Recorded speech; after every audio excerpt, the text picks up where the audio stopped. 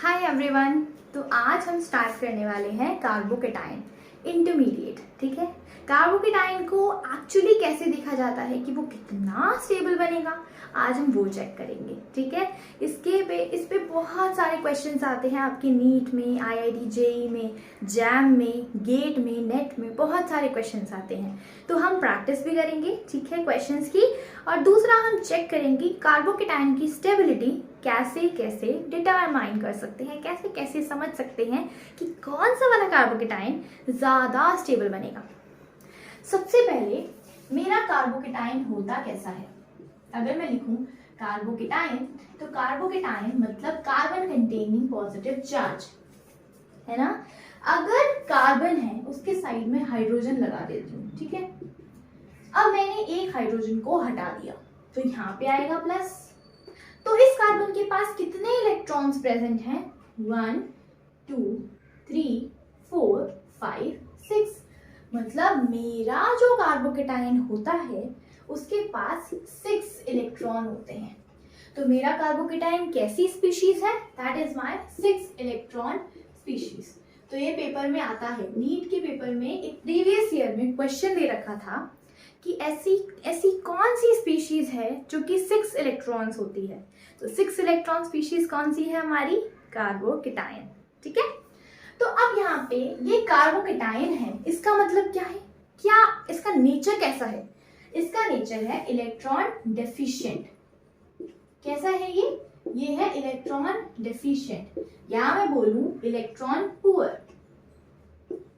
गरीब है भाई, और गरीब किस चीज में है? इलेक्ट्रॉन्स में गरीब है। इसके पास इलेक्ट्रॉन्स की बड़ी कमी है क्योंकि ये 6 इलेक्ट्रॉन है ना। और इसको अपना ऑक्टेट पूरा करना है तो इसके लिए कितने इलेक्ट्रॉन्स चाहिए? 8 इलेक्ट्रॉन। इसका मतलब ये कहीं ना कहीं से 2 इलेक्ट्रॉन ढूंढने की बड़ी कोशिश करेगा, है कि नहीं। तो यहाँ पे अपने कार्बोकेटाइन को मुझे स्टेबल बनाने की पूरी कोशिश करनी है।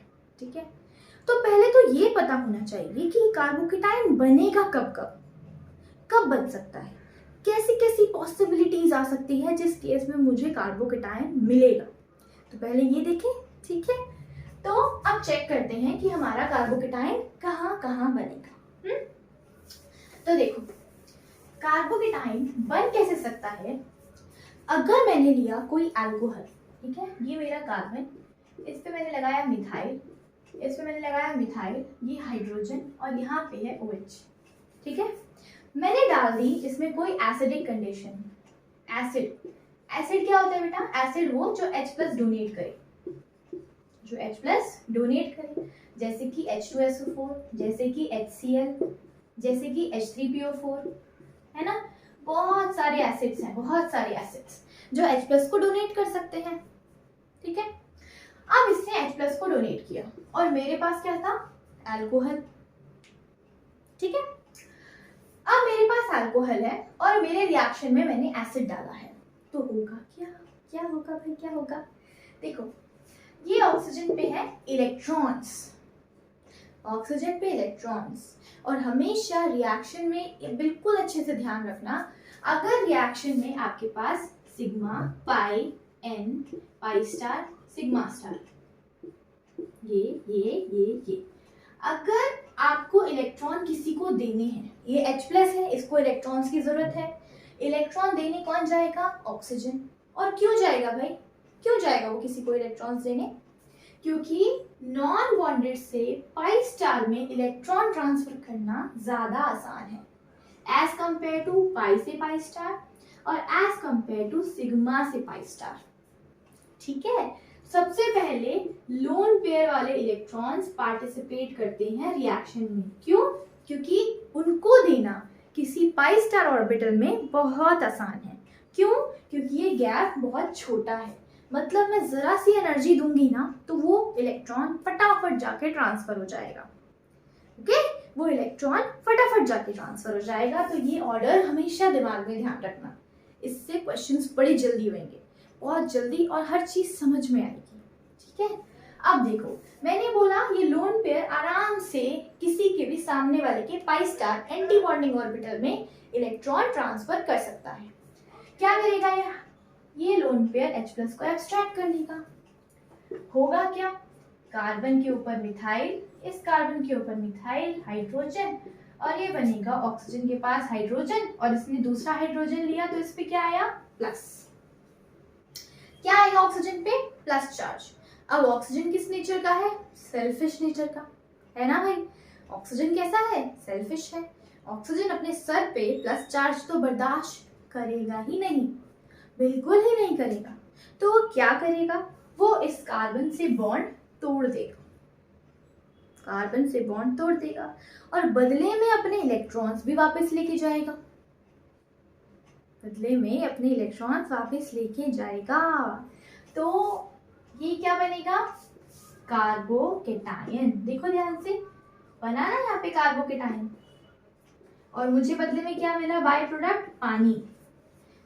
कभी भी किसी रिएक्शन में ना आपको लगे कि कोई गैस निकलती हुई दिखाई दे रही है, पानी निकलता हुआ दिखाई दे रहा है, या कोई लिक्विड निकलता हुआ दिखाई दे रहा है, तो उसको आप आराम से निकाल देना, ठीक है, आराम से, आसानी से निकाल देना उसको।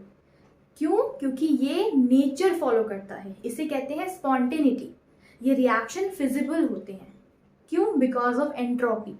गैस की एंट्रोपी सबसे ज़्यादा होती है, उसके बाद लिक्विड की, है ना। तो इसीलिए कभी भी गैस निकलती है तो वो अपने आप निकल जाती है, उसको आपको एनर्जी देने की ज़रूरत नहीं है। और जहाँ पे मुझे एनर्जी देनी ना पड़े बल्कि उसके बदले में एनर्जी निकल जाए, तो वो रिएक्शंस कैसे होते हैं, एक्सोथर्मिक रिएक्शंस। और एक्सोथर्मिक रिएक्शन ज़्यादातर केसेस में क्या होते हैं, स्पॉन्टेनियस, क्योंकि हम थर्मोडायनेमिक्स में पढ़ चुके हैं, मतलब आसान हो जाते हैं, अपने आप हो जाते हैं, नेचर खुद कहता है कि भाई हो जाओ, ठीक है।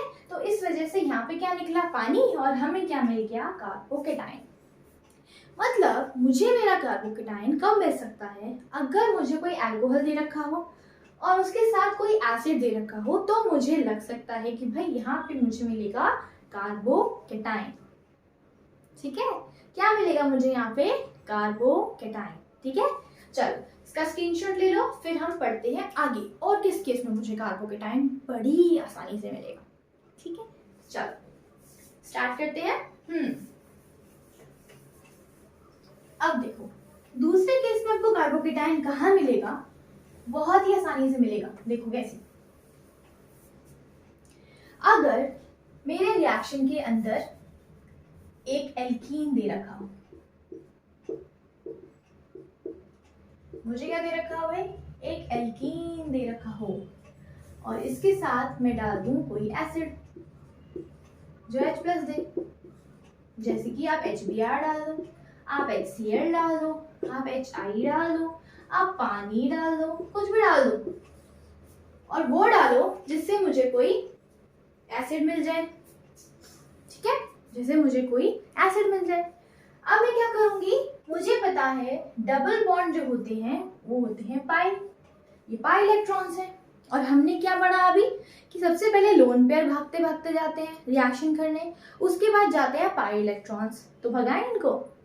चलो अब ये पाई इलेक्ट्रॉन जो था ये टूट गया और इसने ले लिया H+ को, इसने ले लिया H+ को, तो यहाँ पे ये बना मिथाइल, ये बना मिथाइल, इस बॉन्ड को मैंने तोड़ दिया, ये हाइड्रोजन और हाइड्रोजन, ठीक है। अब मुझे ध्यान से देखना है कि किस कार्बन के ऊपर पॉजिटिव लगाऊं और किस कार्बन के ऊपर नेगेटिव लगाऊं। पॉजिटिव किस कार्बन पे लगाऊंगी, जहां पे मेरा पॉजिटिव ज्यादा स्टेबल हो। मार्कोनिकोव एडिशन है बेटा, मैंने फर्स्ट वीडियो में बताया है, इसको ना ध्यान से समझ लेना। मैं आपको पार्ट 1 का लिंक दे दूंगी डिस्क्रिप्शन बॉक्स में, हेलो एल्कीन्स और हेलो एरीन्स का फर्स्ट पार्ट जो मैंने पढ़ाया है ना, उसके अंदर मैं इसके बारे में अच्छे से समझा चुकी हूँ, ठीक है। तो आप उसको जरूर देखना, ठीक है। तो जब आप एक डबल बॉन्ड तोड़ते हो ना, तो डबल बॉन्ड तोड़ते हो तो एक कार्बन पे प्लस आएगा और एक कार्बन पे माइनस आएगा। जिस कार्बन पे माइनस आएगा वही तो इस H+ को लेगा ना, ऑपोजिट अट्रैक्ट्स, है ना। तो यहाँ पे ये वाला हाइड्रोजन को लेगा, इस कार्बन पे नेगेटिव आएगा और इस कार्बन पे आएगा पॉजिटिव। फिर से क्या मिला मुझे, एक कार्बोकेटायन, है ना। मतलब मुझे एडिशन रिएक्शन, ये एडिशन रिएक्शन हो गया ना एल्कीन के ऊपर, मतलब मुझे एडिशन रिएक्शन में भी क्या मिलता है, मुझे मिलता है एक कार्बोकेटायन, ठीक है। मुझे एडिशन रिएक्शन में क्या मिलता है, मुझे मिलता है एक कार्बोकेटायन। समझ में आया? ठीक है, अब हम समझेंगे कि कार्बोकेटायन की स्टेबिलिटी कैसे कैसे देखें। ठीक है, और सबसे ज्यादा बेटर क्राइटेरिया क्या है कि मैं अपने कार्बोकेटायन को स्टेबल बनाऊं। ठीक है, तो यहाँ पे ये सेकंड पॉइंट आया कि एडिशन रिएक्शन में मुझे मिलेगा कोई कार्बोकेटायन। ठीक है, चलिए आगे बढ़े। अब देखते हैं तीसरी कंडीशन क्या है जिसके अंदर मुझे कार्बोकेटायन मिल सकता है।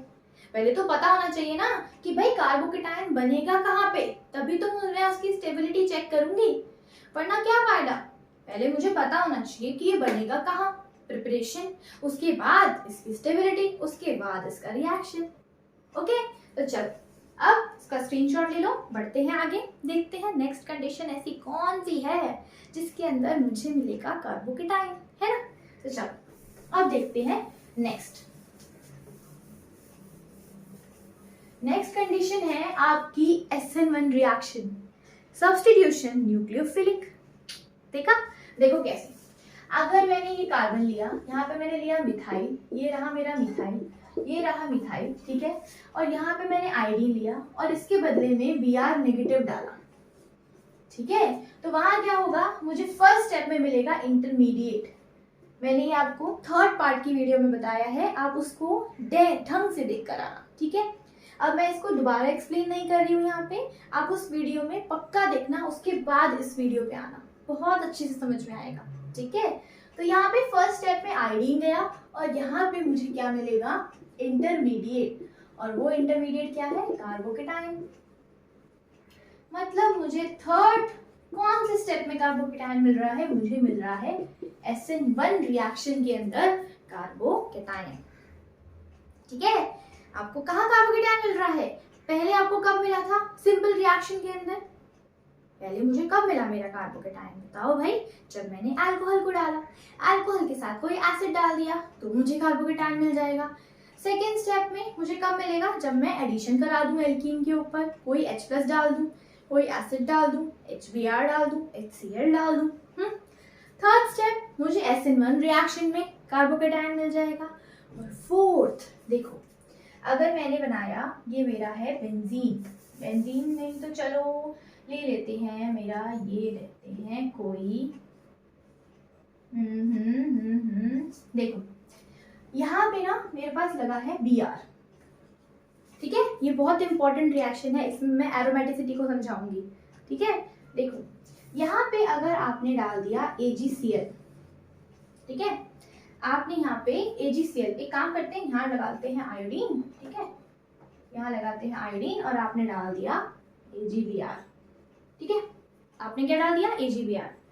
तो होगा क्या होगा, ये सिल्वर इस आयोडाइड के साथ जाएगा, न्यूक्लियोफिलिक सब्स्टिट्यूशन रिएक्शन करेगा और ये Br इस जगह पे लग जाएगा।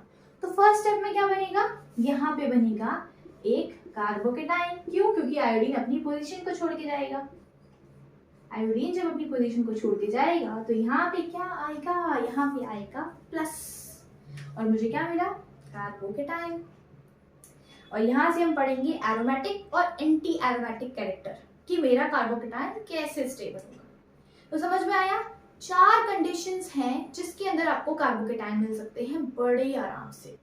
तो पहले मुझे वो पता होना चाहिए। तो वो 4 कंडीशन क्या है, आपको कहीं पे एरोमेटिक कैरेक्टर दिख रहा है तो वहां कार्बोकेटायन बनेगा, कहीं आपको SN1 रिएक्शन दिख रहा है तो वहां कार्बोकेटायन बनेगा, कहीं आपको अल्कोहल दिख रहा है उसके साथ एसिड डाल दूं तो वहां कार्बोकेटायन बनेगा, कहीं आपको एल्कीन दिख रहा है उसके अंदर एसिड डाल दो तो फिर कार्बोकेटायन दिख जाएगा। ठीक है, तो मतलब ऐसी मेरे पास 4 कंडीशन है जो बेसिक कंडीशन है। ठीक है, मैं एक्सट्रीम पे नहीं जा रही, बेसिक कंडीशंस बता रही हूँ जिसके अंदर आपको कार्बोकेटायन बड़े आराम से मिलेगा। ठीक है, तो चलो अब हम देखते हैं कि हम अपने कार्बोकेटायन को कैसे कैसे स्टेबल बना सकते हैं।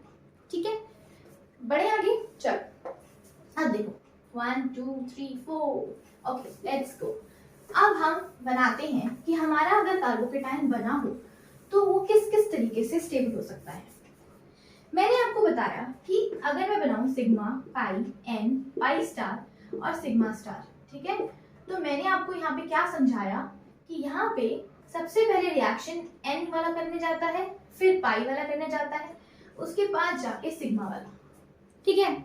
इसका मतलब है आपने n वाला रिएक्शन अगर करा तो n मतलब जिस भी एलिमेंट्स के पास लोन पेयर होंगे वो मेरे कार्बोकेटायन को सबसे ज्यादा स्टेबल बनाएंगे।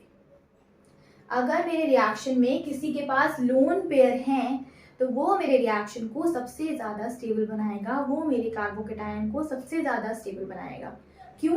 क्योंकि मेरा कार्बोकेटायन एक इलेक्ट्रोफिलिक स्पीशीज है, मतलब वो इलेक्ट्रॉन डिफिशिएंट है, उसको इलेक्ट्रॉन्स की सख्त जरूरत है।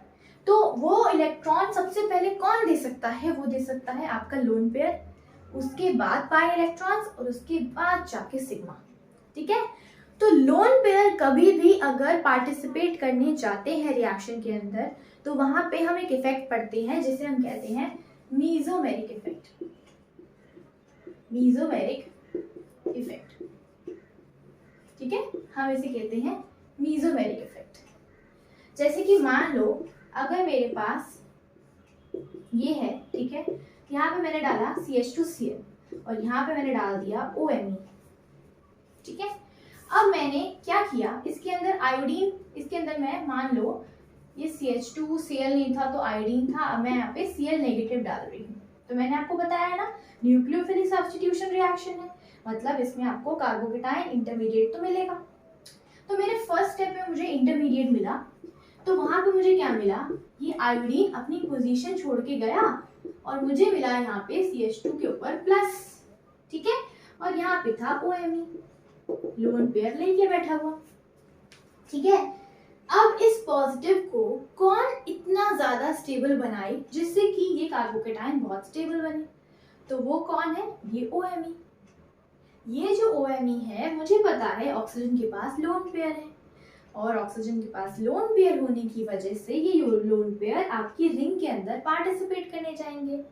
जब भी लोन पेयर आपकी रिंग में पार्टिसिपेट करने जाते हैं और इस कार्बोकेटायन को स्टेबल बनाते हैं तो उसे हम कहते हैं मीजोमेरिक इफेक्ट। मीजोमेरिक इफेक्ट कहाँ दिखता है, जहां पे भी लोन पेयर आपका रिएक्शन में पार्टिसिपेट करने जाता है, ठीक है। इसका मतलब मेरा जो OMe ग्रुप है वो मीजोमेरिक इफेक्ट दिखाएगा। क्यों? क्योंकि इसके पास लोन पेयर है और लोन पेयर उछल उछल के जाते हैं किसी की हेल्प करने, क्योंकि इनके लोन पेयर एक्स्ट्रा मनी है, इनके पास एक्स्ट्रा पैसे बैठे हुए हैं, भाई ज्यादा ही अमीर है ना, अंबानी की तरह, है ना, बहुत ज्यादा अमीर है, ठीक है। तो वो किसी की थोड़ी सी हेल्प कर भी देंगे तो उनका खुद का कोई नुकसान नहीं है, ठीक है। तो इसका मतलब है ये वाला रिएक्शन मेरा काफी स्टेबल होगा, क्योंकि मेरा कार्बोकेटायन स्टेबल है किसकी वजह से, मीजोमेरिक इफेक्ट की वजह से। तो फर्स्ट फैक्टर कौन है जो आपको ये कार्बोकेटायन को स्टेबल बनाएगा, वो है आपका मीजोमेरिक इफेक्ट, ठीक है। अब नेक्स्ट देखते हैं, नेक्स्ट कौन है भाई, तो नेक्स्ट आता है ना मीजोमेरिक इफेक्ट के बाद वो आता है रेजोनेंस। लेकिन ना इसके ठीक पहले एक और इंसान आता है, पता है वो कौन है, वो है एरोमेटिक, एरोमेटिसिटी, वो है एरोमेटिसिटी। अब ये एरोमेटिसिटी कहां से आ गई और रेजोनेंस इसके नीचे कैसे चला गया भाई। रेजोनेंस क्या होता है, रेजोनेंस सिंपल सी बात है, अगर मुझे 3 एटम्स दिखाई दे रहे हैं और वो 3 एटम्स के बीच में अगर डबल बॉन्ड इधर से उधर घूम रहा है आपके प्लस को स्टेबल बनाने के लिए, तो वो आपका रेजोनेंस है, ठीक है। अब रेजोनेंस और एरोमेटिसिटी में ऐसा क्या डिफरेंस है कि रेजोनेंस थोड़ा नीचे आ गया, एरोमेटिक थोड़ा ऊपर चला गया, ऐसा क्यों है। तो यहाँ पे देखो अगर मैंने बात करी रेजोनेंस की, मैंने लिया सिंपल, ये मेरा कार्बन था जिसके ऊपर पॉजिटिव चार्ज था, ठीक है। अब यहाँ पे ये प्लस चार्ज है और ये नेक्स्ट वाला कार्बन, इसका जो भाई है, इसका जो बेस्ट फ्रेंड है, वो इसकी हेल्प कर सकता है ना। ये कार्बोकेटायन है, इसको इलेक्ट्रॉन्स की सख्त जरूरत है और ये पाई इलेक्ट्रॉन्स हैं। मैंने क्या बोला था, n के बाद पाई भाग भाग के जाएंगे, उछल उछल के रिएक्शन करने। तो जितने ज्यादा आपके पास पाई होंगे उतने ज्यादा आप स्टेबल होगे कि नहीं होगे, पाई इलेक्ट्रॉन्स का क्या मतलब है, जितने ज्यादा आपके पास ऐसे कार्बन बैठे हैं जिनके पास पाई इलेक्ट्रॉन्स हैं जो आपकी हेल्प कर सकते हैं। मान लो मेरे पास पाई इलेक्ट्रॉन्स थे, मैंने आपकी हेल्प करी, अब मैं तो बहुत इलेक्ट्रॉन डेफिशिएंट हो गई, मेरे पास पैसों की कमी हो गई, तो मेरे अगर साथ में कोई इंसान बैठा है उसके पास पाई इलेक्ट्रॉन्स है तो वो मेरी हेल्प कर सकता है, फिर उसके साथ में कोई बैठा है तो वो उसकी हेल्प कर सकता है। लेकिन आप सब में पक्की दोस्ती होनी चाहिए, और वो पक्की दोस्ती किस में आती है? एरोमेटिसिटी में। जितना ज्यादा कॉन्जुगेशन, मतलब जितने ज्यादा आपके डबल बॉन्ड्स घूमते रहेंगे रिएक्शन में, उतना ज्यादा आप स्टेबल बनोगे। ओके, और उतना ज्यादा आपकी एनर्जी कम होगी, उतनी ही एनर्जी आपकी कम होगी। जितनी एनर्जी आपकी कम, उतनी ज्यादा कंफर्टेबल आप, है ना। तो उसके लिए मुझे क्या चाहिए? मेरे पास काफी सारे दोस्त होने चाहिए, या फिर मैं अपने बेस्ट फ्रेंड से अगर पैसे लूं तो उसके पास दूसरा कोई उसका बेस्ट फ्रेंड होना चाहिए, और ये रेस चलती रहनी चाहिए, है ना। तो यहाँ देखो, यहाँ पे इसके पास सिर्फ एक डबल बॉन्ड है तो वो इसकी हेल्प कर देगा, और मुझे क्या मिलेगा? यहाँ पे डबल बॉन्ड मूव कर जाएगा, ये पाई इलेक्ट्रॉन्स घूम के इसके पास गए और इस कार्बन पे आ गया पॉजिटिव। मांगी तो इसने इससे हेल्प थी, लेकिन इसने जब इसकी हेल्प करी तो इसके बदले में इसका दूसरा दोस्त इलेक्ट्रॉन डेफिशिएंट हो गया। तो ये है आपका रेजोनेंस। ठीक है, अब मैं देखती हूँ एरोमेटिसिटी का क्या मतलब है। कोई भी कंपाउंड एरोमेटिक है तो वो इतना स्टेबल क्यों है, और मैं किसको एरोमेटिक क्यों कह रही हूँ? तो देखो, एरोमेटिक का तो पहले मतलब होता है जिस भी कंपाउंड के अंदर आपको अच्छी खुशबू आए ना, फ्रेग्रेंस, उसका नाम होता है एरोमा। एरोमा मतलब फ्रेग्रेंस। जिस कंपाउंड के अंदर आपको फ्रेग्रेंस दिख रही है उसके कॉन्जुगेशन की वजह से दिख रही है, तो वो एरोमेटिक कंपाउंड्स होते हैं। ठीक है, मतलब ये फ्रेग्रेंस है, उनके अंदर एक अपनी खुद की फ्रेग्रेंस होगी। ठीक है, अब देखो मैंने यहाँ पे बनाया मेरा बेंजीन। ठीक है, मैंने यहाँ पे क्या बनाया? बेंजीन। ठीक है, अब इस बेंजीन के अंदर ये जो आपको डबल बॉन्ड दिख रहे हैं ना, यहाँ पे आपके पास तीन डबल बॉन्ड है, और ये जो तीनों डबल बॉन्ड है वो एक दूसरे के कॉन्जुगेशन में है। कॉन्जुगेशन में क्यों है भाई?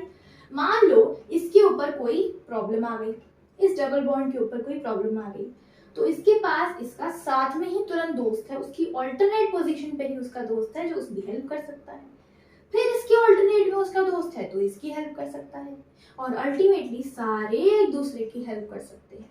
क्यों? क्योंकि ये एक पूरी टीम है। ये पूरी टीम है ना, ये सारे बंधे हुए हैं, कोई किसी से जुदा नहीं है। जहां पे अगर आपके पास एक पूरी टीम है, अगर एक इंसान थोड़ा कमजोर पड़ भी गया तो आपकी टीम तो आपको बचा लेगी ना, लेकिन रेजोनेंस में तो ऐसा नहीं है। रेजोनेंस में तो टीम ही नहीं है, रेजोनेंस में तो कुछ ही एटम्स पार्टिसिपेट कर रहे हैं, लेकिन एरोमेटिसिटी में मेरे पास बहुत सारे एटम्स हैं जो बिल्कुल एक टीम की तरह बात कर रहे हैं। क्यों? क्योंकि ये साइक्लिक स्ट्रक्चर है, ये एक साइक्लिक स्ट्रक्चर है। साइक्लिक मतलब एक प्रॉपर टीम। अब मुझे बताओ, एक इंडिविजुअल इंसान अगर काम कर रहा हो, या उसके पास 3 लोग हो मेंबर में, और एक पूरी टीम हो जो एकजुट होकर काम कर रही हो और उसे हमेशा साथ रहना है, तो कौन से ज्यादा स्टेबल लोग हैं? आपकी टीम जो साइक्लिक में बैठी है, जो कभी एक दूसरे से अलग नहीं हो सकती, वो हमेशा एक दूसरे की हेल्प करेंगे कि नहीं? जैसे कि एक परिवार, ये मेरी साइकिल है, पूरा मेरा फैमिली, मेरी फैमिली है ना। अगर एक को भी थोड़ी दिक्कत होती है तो बाकी सारे लोग उसकी हेल्प करने में लग जाते हैं। लेकिन यहाँ तो दोस्ती है, दोस्ती भी इंपॉर्टेंट है, फैमिली भी इंपॉर्टेंट है, लेकिन फैमिली एक घर में एक साथ रहती है तो वो एक साइकिल है, कंप्लीट एक साइक्लिक स्ट्रक्चर है। ओके, तो वहां पे अगर एक पे जरा सी भी मुसीबत आती है तो बाकी सब उसकी हेल्प करने में लग जाते हैं, और उन्हें पता भी चल जाता है कि भाई इनको तकलीफ है कोई, है ना। तो ये है आपका एरोमेटिक कैरेक्टर, इसे कहते हैं एरोमेटिक। अब मुझे कैसे पता चलता है कि कोई कंपाउंड एरोमेटिक है? तो मैं उसको प्रूव करती हूँ 4n+2 पाई इलेक्ट्रॉन से। अगर किसी भी एलिमेंट के पास 4n+2 पाई इलेक्ट्रॉन्स हैं, यहाँ पे अगर आपके n की वैल्यू आती है 0, 1, 2, 3, 4, 5, 6 एक्सेट्रा, तो वहां पे आपका ये कंपाउंड जो होगा वो एरोमेटिक होगा। अगर वो एरोमेटिक है तो वो कॉन्जुगेशन में होना चाहिए, मतलब एक डबल बॉन्ड तो एक सिंगल, एक डबल तो एक सिंगल, एक डबल तो एक सिंगल, लाइक अ फैमिली। ठीक है, तो यहाँ पे इनकी कॉन्जुगेशन इतनी ज्यादा है, इसकी वजह से हम इसको कहते हैं एरोमेटिक। तो एरोमेटिक के लिए मुझे क्या क्या चाहिए, एक मेरा स्ट्रक्चर जो होना चाहिए वो साइक्लिक होना चाहिए, दूसरा मेरा जो स्ट्रक्चर होना चाहिए उसमें 4n+2 पाई इलेक्ट्रॉन्स वो फॉलो करे, तीसरा मैं ऐसा क्यों कह रही हूँ क्योंकि यहाँ पे कॉन्जुगेशन है, ठीक है, इस वजह से 4n+2 पाई इलेक्ट्रॉन्स होनी चाहिए, और यहाँ पे डीलोकलाइजेशन होना चाहिए। डीलोकलाइजेशन कब होगा, जब आपके एक डबल बॉन्ड के पास एक सिंगल होगा, फिर डबल के बाद एक सिंगल होगा, फिर डबल के बाद एक सिंगल होगा, और ये चेन कभी टूटनी नहीं चाहिए। अगर चेन टूटी तो वो रेजोनेंस बन जाएगा, चेन टूटी तो वो एरोमेटिक नहीं रह जाएगा।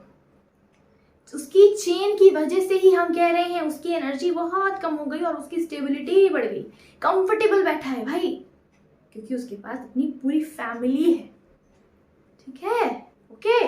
तो इसीलिए हम एरोमेटिसिटी को पहले रखते हैं, बाद में रेजोनेंस को रखते हैं, ओके।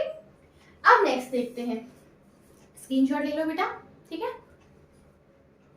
चलो, अब रेजोनेंस के बाद कौन है जो मेरे कार्बोकैटायन को स्टेबल बना सकता है, तो वो पता है क्या है, वो है आपका हाइपर कॉन्जुगेशन, वो है आपका हाइपर कॉन्जुगेशन, ठीक है। और फिफ्थ आता है आपका इंडक्टिव इफेक्ट। इंडक्टिव इफेक्ट, अगर आप इन पांचों को ध्यान में रखोगे तो आपका क्वेश्चन कभी गलत नहीं होगा, कभी भी गलत नहीं होगा। आपको हमेशा इस टेक्निक के साथ काम करना है। मीजोमेरिक मैंने नंबर 1 पे क्यों दिया, क्योंकि लोन पेयर मेरे सबसे जल्दी पार्टिसिपेट करने जाते हैं किसी को स्टेबल बनाने के लिए। एरोमेटिसिटी और रेजोनेंस में मैंने एरोमेटिसिटी को नंबर 1 क्यों दिया, क्योंकि ये एकजुट है, एक पूरी फैमिली है, पूरा साइकिल है, पूरा साइक्लिक स्ट्रक्चर है, तो अगर एक भी प्रॉब्लम में आएगा तो वो दूसरा उसकी पूरी हेल्प करेगा, इसीलिए वो एरोमेटिक है, एक्स्ट्रा स्टेबिलिटी है, इसका नाम मैं बोल रही हूँ ना, तो वो एक्स्ट्रा स्टेबल है। उसके बाद रेजोनेंस, उसके बाद हाइपर कॉन्जुगेशन, और उसके बाद जाके इंडक्टिव इफेक्ट, ठीक है। तो मुझे अगर ये चीजें ध्यान में रहेंगी तो मेरा रिएक्शन, मुझे मेरे कार्बोकैटायन की स्टेबिलिटी बहुत आसानी से पता चल जाएगी, ठीक है। तो मुझे ये सब चीजें ध्यान रखनी है। अगर किसी को special aromaticity, resonance, hyper conjugation, inductive effect के बारे में जानना है तो मैं उसकी एक डिफरेंट वीडियो बनाऊंगी। अभी हम सिर्फ अपने कार्बोकैटायन की स्टेबिलिटी की बात करेंगे, ठीक है। तो रेजोनेंस के बाद हाइपर कॉन्जुगेशन, और यहाँ पे एक कॉन्फ्लिक्ट है, यहाँ पे इन दोनों में बस एक प्रॉब्लम आती है। मान लो रेजोनेंस मैंने बोला हमेशा ज्यादा स्टेबल होगा, क्यों, क्योंकि वो पाई इलेक्ट्रॉन से पाई स्टार पे जा रहा है, तो वो ज्यादा स्टेबल है। हाइपर कॉन्जुगेशन में सिग्मा वाले पार्टिसिपेट करने जाते हैं, तो इसलिए थोड़ा उसको एक्स्ट्रा एनर्जी देनी पड़ती है। लेकिन एक जगह पे हाइपर कॉन्जुगेशन जो है ना वो जीत जाता है रेजोनेंस से। पता है कब जीत जाता है, मान लो रेजोनेंस हमेशा ताकतवर था, एक गुंडा बहुत ताकतवर, ठीक है, और एक लोग जो बैठे हुए हैं, ठीक है, वो 2-3 लोग हैं, ठीक है, उसे डराता रहता है। रेजोनेंस है, मैं स्टेबल हूँ, मैं स्ट्रांग हूँ, तो मैं सामने वाले को डरा सकता हूँ। लेकिन अगर आपके जो गांव वाले लोग हैं, फिल्में नहीं देखी, अगर वो लोगों में एकता आ जाए, मतलब यूनिटी आ जाए, मतलब बहुत सारे लोग इकट्ठा हो जाए, तो क्या वो उस गुंडे को डरा नहीं सकते, बिल्कुल डरा सकते हैं, ठीक है। तो उस पोजीशन पे आपका हाइपर कॉन्जुगेशन जीत जाता है, और वो कब जीतता है, जब आपके पास टर्शरी कार्बोकैटायन होता है, ये वाला टर्शरी कार्बोकैटायन। इस केस में आपके इस कार्बोकैटायन के पास तीन इसके बेस्ट फ्रेंड्स हैं, और इन तीन बेस्ट फ्रेंड्स के पास हाइड्रोजन है, 3 यहाँ, 3 यहाँ, 3 यहाँ, तो टोटल आपके पास 9 अल्फा हाइड्रोजन्स हैं। टोटल आपके पास 9 अल्फा हाइड्रोजन है, जिसकी वजह से ये कार्बोकैटायन एक्स्ट्रा स्टेबल हो जाता है, रेजोनेंस से भी ज्यादा, सिर्फ इस सिचुएशन में। अदरवाइज आपका रेजोनेंस हमेशा जीतता है, लेकिन अगर कभी यूनिटी आ जाए ना, तो वो यूनिटी से सामने वाला कितना भी ताकतवर इंसान क्यों ना हो, वो हार जाता है, ठीक है। तो वो है आपकी ये कंडीशन, ठीक है, हाइपर कॉन्जुगेशन वाली। क्लियर। तो चलो अब क्वेश्चंस करते हैं और समझते हैं कि हम कार्बोकैटायन को कैसे कैसे समझ सकते हैं। सबसे पहले मैंने क्या बताया, कार्बोकैटायन बनेगा कहाँ से। उसके बाद मैंने क्या बताया कि कार्बोकैटायन को स्टेबल कैसे आप चेक कर सकते हो कि वो स्टेबल बन सकता है। ठीक है। अब तीसरा पॉइंट हम करेंगे कि हमारे कार्बोकेटाइन के अंदर मैं कब कब उसको एक्स्ट्रा स्टेबिलिटी दे सकती हूँ। ये सारे फैक्टर्स तो उसको स्टेबल बनाएंगे ही बनाएंगे, लेकिन ऐसा और क्या हो सकता है कि मेरे कार्बोकेटाइन के अंदर कुछ नया हो जाए। तो वो 3 चीजें हैं जो नई हो सकती हैं मेरे कार्बोकेटाइन के अंदर, ठीक है। तो चलो आप इसका स्क्रीनशॉट ले लो, फिर हम बढ़ते हैं आगे अपनी न्यू जनरेशन, न्यू जगह की तरफ, है ना, नई जगह की तरफ। चलो अब देखो, अब यहाँ पे कार्बोकेटाइन कभी भी बनेगा तो वहां पे ना आपको रीअरेंजमेंट दिख सकती है, आपको रीअरेंजमेंट दिख सकती है। रीअरेंजमेंट का क्या मतलब है, मैं पॉजिटिव चार्ज हूँ, लेकिन मेरा जो पास वाला दोस्त है ना, मेरा जो बेस्ट फ्रेंड है, वो काफ़ी अमीर है, उसके पास बहुत सारे ऐसे लोग बैठे हैं जो उसको पैसे देते रहते हैं, ठीक है। तो अगर मैं अपना पॉजिटिव चार्ज कुछ टाइम के लिए उसके पास रख दूँ तो मैं भी स्टेबल और उससे ज़्यादा कोई तकलीफ भी नहीं होगी, तो उसे हम कहते हैं रीअरेंजमेंट। तो रीअरेंजमेंट करना आसान है, जल्दी हो जाता है, रीअरेंजमेंट आसानी से हो जाता है, ठीक है। तो मतलब मेरा कार्बोकेटाइन जब अगर रिएक्शन करना है मुझे अपने कार्बोकेटाइन का, अगर मुझे रिएक्शन करना है तो सबसे पहले क्या हो सकता है, तो रिएक्शन के टाइम पे कार्बोकेटाइन में सबसे पहले हो सकता है रीअरेंजमेंट। कहीं पे भी दिख रहा है तो रीअरेंजमेंट करेंगे, ठीक है। तो पहले ना अपने कार्बोकेटाइन के थोड़े से क्वेश्चंस करते हैं, ठीक है, कि मेरा कार्बोकेटाइन कैसे स्टेबल है, किस किस कंडीशन में मैं उसको स्टेबल कह सकती हूँ। तो मैं यहाँ पे क्वेश्चन लिखती हूँ, ठीक है। यहाँ पे मैंने लिया बेंजीन, ठीक है, उसके ऊपर मैंने बनाया CH2 पॉजिटिव और इसके नीचे मैंने लगा दिया मिथाइल, ठीक है। इसके बाद यहाँ पे इस पूरे स्ट्रक्चर को ऐसे बना लेते हैं, ठीक है, ओके। यहाँ मैंने बनाया NO2 और यहाँ पे सेम बना रही हूँ मैं CH2 पॉजिटिव, ठीक है। इसके बाद मैंने यहाँ पे बनाया ये और यहाँ पे लगा दिया OMe और यहाँ पे बना दिया CH2 पॉजिटिव, ठीक है। अब मुझे आउट ऑफ दीज 3 आप मुझे सोच कर बताओ कि इसमें से कौन सा कार्बोकेटाइन सबसे ज्यादा स्टेबल है। सबसे ज्यादा स्टेबल कौन सा कार्बोकेटाइन है, बताओ, सोचो सोचो, कौन सा कार्बोकेटाइन इसमें सबसे ज्यादा स्टेबल हो सकता है। तब देखो मैंने आपको क्या समझाया था, ये ध्यान रखना बस, sigma pi n pi star और सिग्मा स्टार, ठीक है। और यहाँ पे सबसे पहले कौन जाता है, n वाला, फिर पाई वाला और फिर जाके सिग्मा वाला, ठीक है। अब यहाँ पे सब में रेजोनेंस है, सब में रेजोनेंस है, तो रेजोनेंस से तो मैं एक्चुअली नहीं बता सकती कि कौन सा कार्बोकेटाइन ज्यादा स्टेबल होगा। तो फर्दर कौन बता सकता है कि कौन सा कार्बोकेटाइन ज्यादा स्टेबल होगा, ये और ये। इन सब में से जीतेगा कौन, जिसके पास लोन पेयर होंगे, मेसोमेरिक इफेक्ट की वजह से सबसे पहले वही जीतेगा। तो सबसे पहले जीत गया ये OMe वाला, ये A, ये B, ये C। तो C वाला तो सबसे पहले जीत गया, C वाला सबसे पहले जीत गया, क्यों, क्योंकि इसके पास लोन पेयर है और लोन पेयर सबसे पहले भाग भाग के जाते हैं उछल उछल के किसी की हेल्प करने, भाई एक्स्ट्रा पैसे हैं उनके पास, मदद कर देंगे भाई तुम्हें लॉकडाउन में, है ना। तो ये लोन पेयर वाले लोग हैं, OMe वाले लोग, लोन पेयर वाले, मेसोमेरिक इफेक्ट दिखाएंगे ये लोग, ठीक है।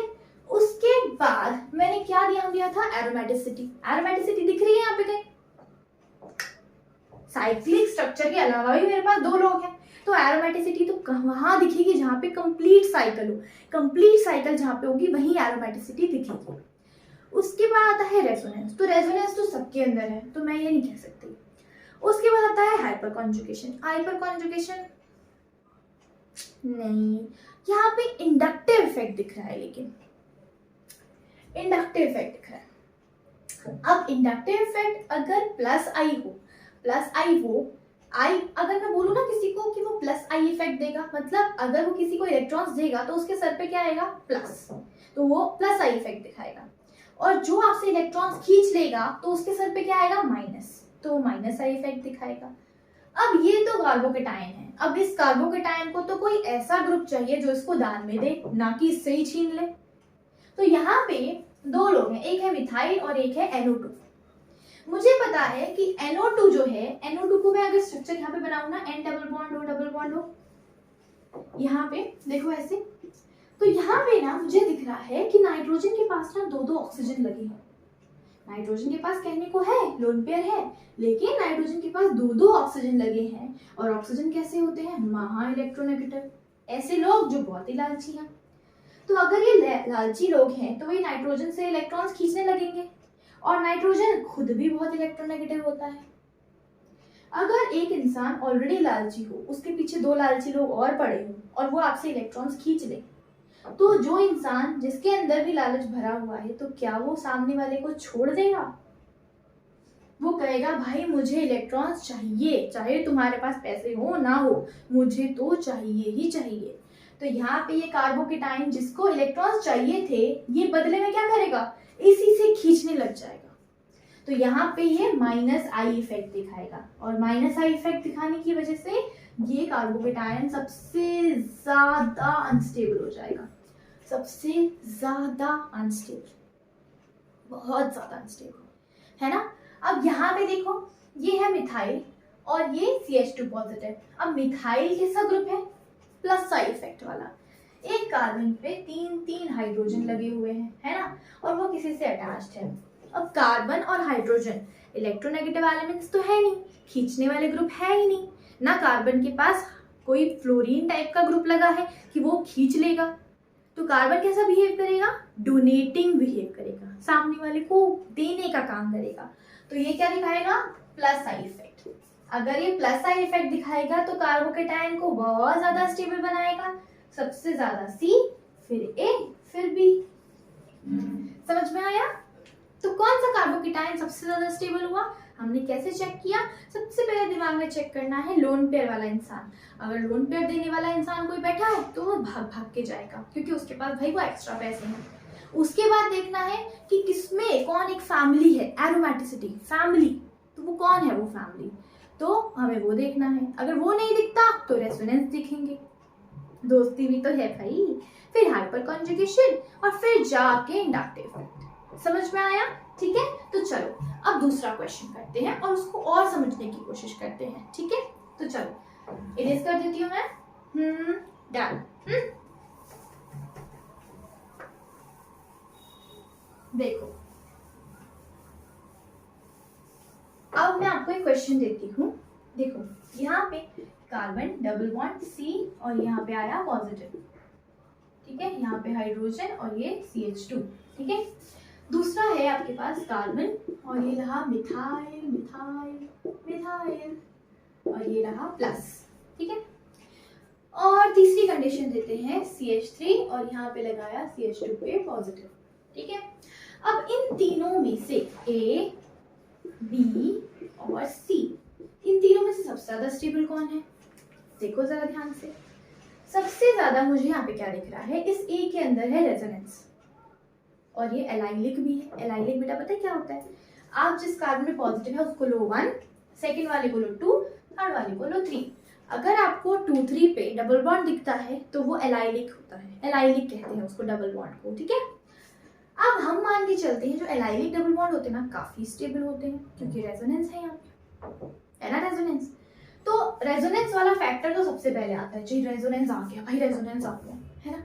उसके बाद है हाइपर कॉन्जुगेशन। यहाँ पे मुझे क्या दिख रही है? Hyper conjugation. लेकिन मैंने आपको फर्स्ट स्टार्टिंग में क्या समझाया कि एक टाइम ऐसा आएगा जब हाइपर कॉन्जुगेशन रेजोनेंस पे भारी पड़ जाएगा, और वो टाइम कब आएगा? जब हाइपर कॉन्जुगेशन में आ जाएगी यूनिटी, है ना। तो यहाँ पे है 3 hydrogen 3 hydrogen 3 hydrogen, total 9 alpha hydrogen. तो हाइपर कॉन्जुगेशन जीत गया, रेजोनेंस से जीत गया, है ना। और थर्ड पोजीशन पे तो इस कार्बन के पास सिर्फ ऐसा एक मिथाइल है जो उसकी हेल्प कर सकता है, तो यहाँ पे सिर्फ 3 अल्फा हाइड्रोजन है, तो ये तो रेजोनेंस से नहीं जीत पाएगा, पॉसिबिलिटी ही नहीं है ना। तो सबसे पहले कौन जीतेगा? हाइपर कॉन्जुगेशन, फिर रेजोनेंस और फिर जाके 3 अल्फा हाइड्रोजन वाला हाइपर कॉन्जुगेशन। समझ में आया?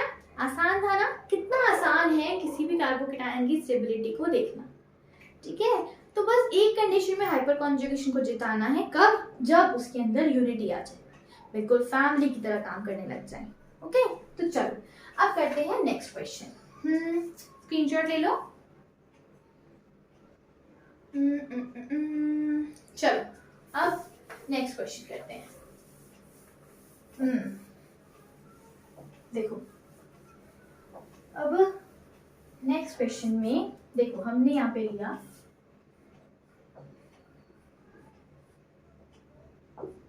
ये लिया मैंने यहाँ पे प्लस, ठीक है। दूसरा मैंने ले लिया यहाँ पे बेंजाइल कार्बोकेटायन, ठीक है। तीसरा मैंने यहाँ पे ले लिया, मान लेते हैं कार्बन के ऊपर CH3 हाइड्रोजन हाइड्रोजन और ये ले लिया पॉजिटिव, ठीक है। देखो इन तीनों में से A, B और C, ठीक है। इसकी नेक्स्ट वीडियो में ना बेटा मैं अपलोड करूंगी आपकी लास्ट ईयर के नीट के क्वेश्चंस और IIT-JEE के कार्बोकेटाइन पे बेस्ड क्वेश्चन कि किस तरीके से क्वेश्चंस आते हैं और आप उसे सॉल्व कर सकते हो, ठीक है। तो अभी बेसिक्स पूरा अच्छे से समझ के चलो, फिर आप देखना क्वेश्चन दूंगी, आप फटाफट आइडेंटिफाई कर लोगे कि कौन सा एक्चुअली कार्बोकेटाइन सबसे ज्यादा स्टेबल है, ठीक है। उसके बाद नेक्स्ट वीडियो में हम कार्बोकेटाइन के रिएक्शंस करेंगे, ठीक है। तो चलो देखो ये है A, ये है B और ये है C। इस A के अंदर मुझे क्या दिख रहा है, जरा ध्यान से देखो, कॉन्जुगेशन और एक पूरा साइक्लिक स्ट्रक्चर। इस साइकिल के बाहर कोई है ही नहीं, तो ये पूरा साइक्लिक स्ट्रक्चर हो गया कि नहीं, हो गया। और यहाँ पे मुझे चेक करना है कि ये एरोमेटिक है या नहीं है, तो मैं कैसे चेक करूंगी, पहले तो ये साइक्लिक स्ट्रक्चर है और प्लेनैरिटी भी है स्ट्रक्चर के अंदर। अब तीसरी चीज हम बस देखेंगे इसके अंदर 4n+2 पाई इलेक्ट्रॉन्स फॉलो कर रहा है कि नहीं। तो मैंने क्या लिया, मैंने लिया 4n+2 इक्वल्स टू कितने पाई इलेक्ट्रॉन्स है इसके पास, 1 2 3 4 5 6 पाई इलेक्ट्रॉन्स है। तो पाई से pi cancel, 4n+2 equals to क्या हो गया 6, 4n इक्वल्स टू 4 और n इक्वल्स टू हो गया 1। मतलब अगर n की वैल्यू 0 आती है, 1 आती है, 2 आती है, 3 4 5 6, इसका मतलब क्या है कि वो एरोमेटिक है। मतलब हमने क्या पढ़ा था, सबसे पहले मीजोमेरिक, फिर एरोमेटिक, फिर रेजोनेंस, फिर हाइपरकॉन्जुगेशन, फिर इंडक्टिव। याद है ये, इसको ध्यान रखना है, ठीक है। अब देखो यहाँ पे मुझे दिख रहा है एरोमेटिक, तो एरोमेटिक तो नंबर 1 पे आएगा, ये तो सबसे पहले जीत गया। उसके बाद ये है बेंजाइल कार्बोकेटाइन, यहाँ पे क्या दिख रहा है, रेजोनेंस दिख रहा है ना, रेजोनेंस। इसको घुमा के देखो कितने रेजोनेटिंग स्ट्रक्चर बन जाएंगे, तो यहाँ दिख रहा है मुझे रेजोनेंस। और सबसे लास्ट में मुझे दिख रहा है हाइपर कॉन्जुगेशन। देखो ये ऐसा कार्बन है जिसके पास में ऐसा कार्बन, जिसके पास में ऐसा बेस्ट फ्रेंड बैठा है जिसके पास 2 अल्फा हाइड्रोजन है, तो ये तो बड़ा अनस्टेबल टाइप का कंपाउंड हो गया है ना। सबसे नंबर 1 पे आएगा A, फिर B, फिर आएगा C।